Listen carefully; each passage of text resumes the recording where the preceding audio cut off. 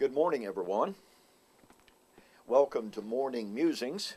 My name is Don K. Preston. I am the president of Preterist Research Institute of Ardmore, Oklahoma. Sure do appreciate you being with me.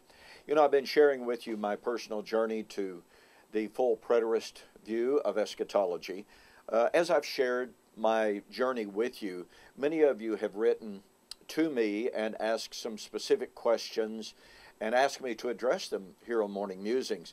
And so I want to address some of those. One of the most common questions, one of the most pressing questions is, what difference does it make? You know, there are an awful lot of people who who call themselves pan-millennialist, and what they mean by that is, well, doesn't matter if you're post-millennial, premillennial, amillennial, it'll all pan out in the wash, so it really doesn't matter. But is that really true? You know, for several years, I had a booth at the Abilene Christian University lectures, sharing my views on eschatology. This question was probably the most asked question. What difference does it make?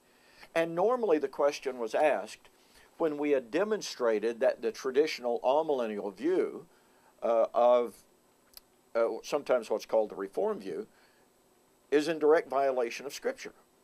You know, here we had people who had come by our booth, we'd had a great conversation, a great study, and now all of a sudden they're confronted with the idea that the foundation of their eschatology, the foundation of their theology, has been flawed. And so somewhat in a defensive manner, many of them ask, okay, so what difference does it make?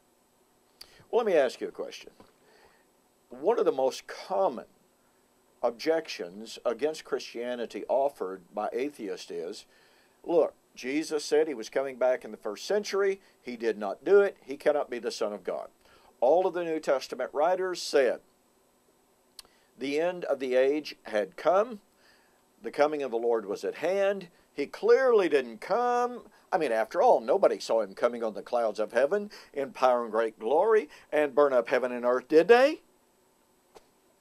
Therefore, the New Testament cannot be inspired.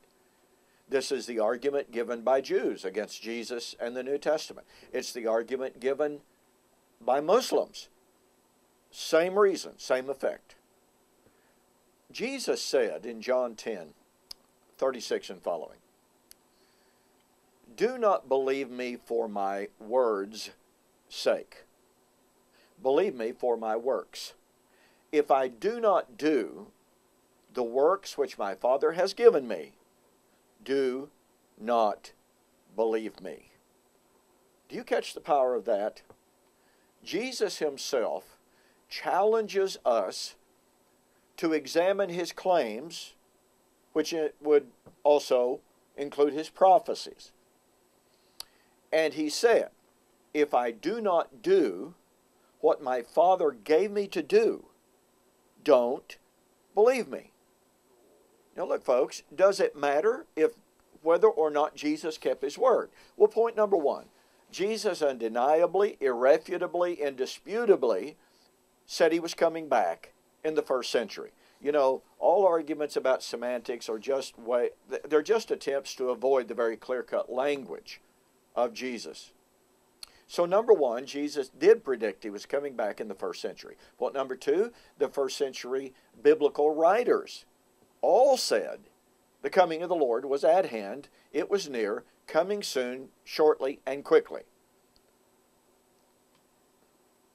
So, did Jesus do what he said he was going to do?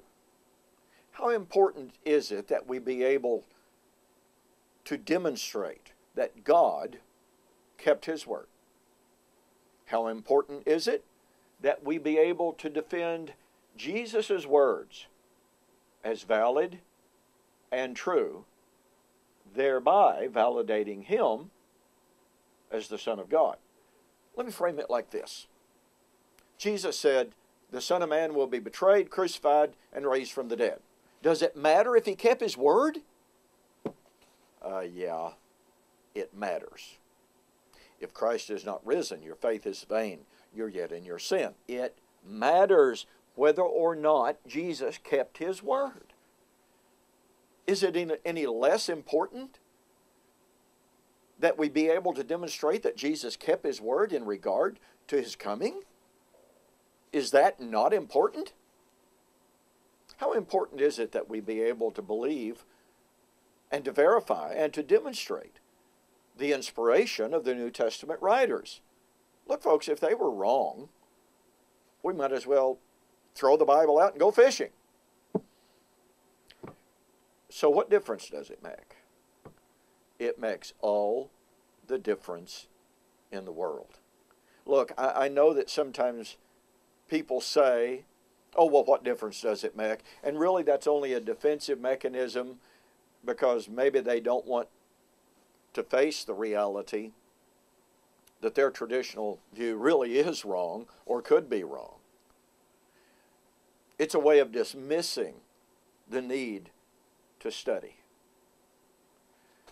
But I want to suggest to you that unless and until the modern day evangelical community comes face to face and decides finally to come to grips with this key question, the Jews, the Muslims, and the atheists are going to continue to have a field day in their attacks against Christianity because Jesus failed, the apostles failed, so they say.